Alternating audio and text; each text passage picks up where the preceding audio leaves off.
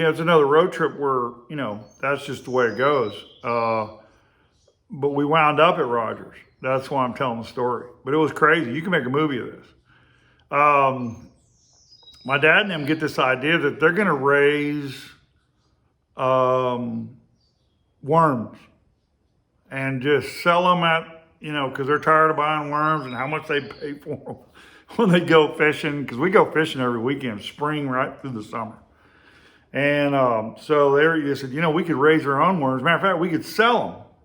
So they get talking about when they were kids, they were night crawlers. And those cost more than a regular old worm because they got movement. I mean, you put them on a hook and they're wiggling and going crazy. So they said, well, my dad or my uncle said, remember those night crawlers we used to get in Horatio around the old cotton gins and down by the sawmill? And there was 3 or 4 places they were remembering that, we could do this, that they were getting them, a lot of them, and they were saying how they did it. They'd notch a stick and they'd scrape the stick and the vibration just bring them out of the ground. And they would just pick them up by the handfuls. And so they went, yeah, let's do this. So it's summertime, we're out of school. I think Mike had graduated and Henry graduated. They're ahead of me. And it was they hadn't graduated. They were juniors, I was sophomore. And so I was fixing to be a junior, they're gonna be seniors. And so they said, okay, we'll do this and we'll send you guys in my dad's Volkswagen Fastback, had a trailer hitch on it. You guys get great gas mileage, y'all can go get these worms for us. We'll pay for everything. And we're just like, yeah, road trip, let's do it. And so we take off and, it was no time that we were on the road, and before we left, they had stapled plastic in there to keep the worms coming out, and stuff like that. And I don't even think we made it 50 miles. That plastic is going nuts. It's coming apart. We have to pull over and we have to rip it out. And so we pull into Horatio and we spend the night with Roger. And it was high times. And we were having a blast and that kind of thing. Roger was glad to see us. And so he decides to go with us a couple places and where they told us to go because he kind of knew Horatio. Well, the thing about it is my dad was like old, and Uncle James, they're in their 50s easy. And so they're remembering back when they were kids. Well, none of that stuff existed anymore. And they I don't know what they were thinking. They're thinking it's still there and you can do this. But for a couple of days, we hunted our butts off and never got anything. We wound up going up in the mountains and having a great time. And then we decided, we called our parents and said, hey, this isn't working. And they said, my mom goes, you go by to see Granny Ward, which is a decab. We're in Horatio, 50 miles away. I said, okay, well, on our way home, we'll go see Granny Ward. So on our way to Granny Ward's, we got probably a mile or 2 into Texas. And out of nowhere, it sounded like a cannon going off. Our windshield, it was pretty hot and humid. Really hot. And that thing didn't have an air conditioner. And the front windshield exploded. Literally, it sounded like cannon to go. We thought somebody shot us or shot a slingshot at us or threw a rock. We had no idea what happened. But the wind, I was driving. I had to pull over. We had to beat the glass out, and so you could see. And we drove on to my granny's and we got thinking about it. And the only thing we could come up with was the oil went across, put it this way, where you put the fuel in, the oil skimmed across the windshield. And the combination of the heat and the magnification of, and I say oil, it's gas fumes, the magnification of the sun caused it to explode. So our whole trip home, we have no front windshield. And we go through town and Henry's the first one, I think, HB stood up is waving at people. And then it was a fight who's going to sit on that side so you could stand up and wave to people. But I think we're about 10, 15 miles out, no, probably 20 miles outside of Lawton, and a bee comes flying in. And HB's in the back. I mean, a big ass bumblebee. And he comes flying through the windshield because there's no windshield, so he goes all the way to the back. And HB goes, what was that? I don't know, I think it was a bee. So we didn't think anything of it. Well, it didn't kill him. You know, and they got that hatchback, it's got a thing in the back, so you don't think about it. Well, here this sucker comes flying up, and he's buzzing around, and next thing you know, he's trying to, HB says, I'm bailing out, you need to pull over. So we had to pull over and get the bee out. So that was, you know, there was all kinds of road trips like that.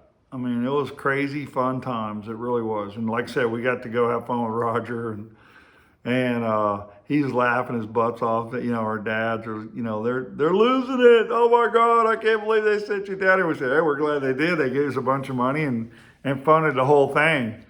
But what I was going to say is it's, you know, road trips are a blast, and you know, I'm just reminiscing about Roger, and before I start talking about growing old, because it looks like it's going to stretch into May, 1st of June, before we get to put him to rest. We'll see. We don't know. I don't know. But so you know, one thing I wanted to get across to everybody was you got to understand that, you know, you only have one life to live. There's no doubt about it. And we all make choices. And so just make good choices, because your choices can determine where you're going to spend eternity. They can. I mean, they really can. and there's one thing I've got to stress. Well, before I say it, if you guys want to know, like I think I put it out there before, but I didn't put it on the video. Watch the new Call of the Wild.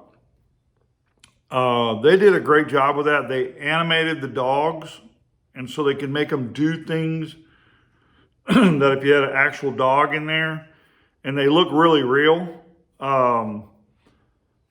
That movie's unbelievably good movie, and Harrison Ford's character, I'm not kidding you, especially in Roger's latter days, or anytime really, he loved dogs. And Harrison Ford's character has a harmonica in it. I'm telling you, if you have not seen it, you need to see it.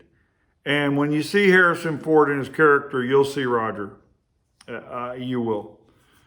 But on another note, you know, just talking about what's going on with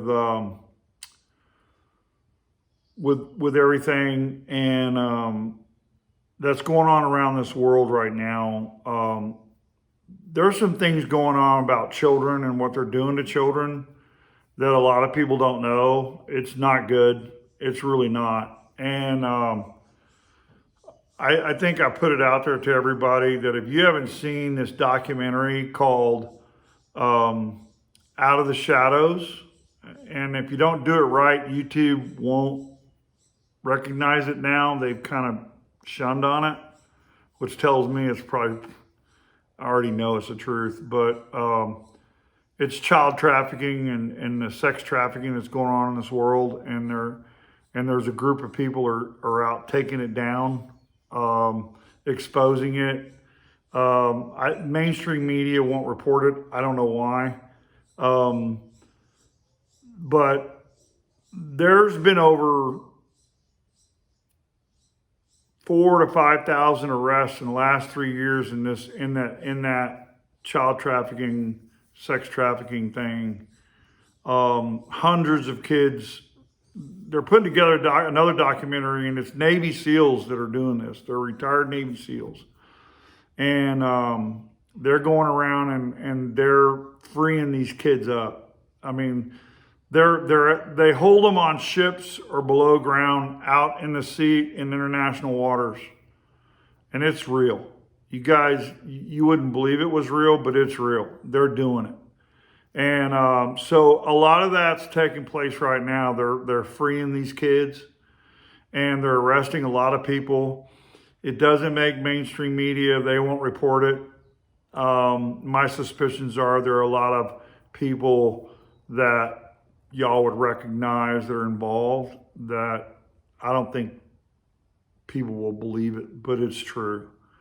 It's about the kids. That's what this whole fight, what's going on in America and the world right now, is about the children. There's 40,000 kids go missing a day. A day. If you don't believe me, look up adrenochrome. Just look that up. Just Google it. Adrenochrome. It's horrible. But this Out of the Shadows documentary was a guy who was in Hollywood, and he was a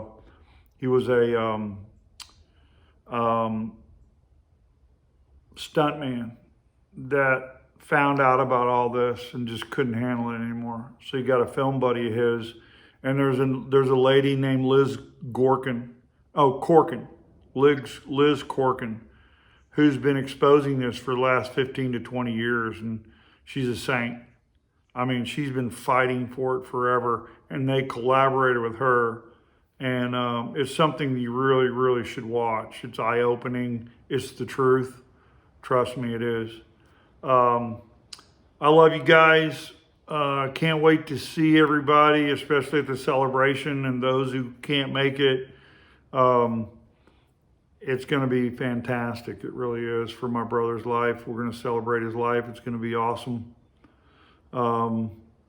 And like I said, there's light at the end of the tunnel.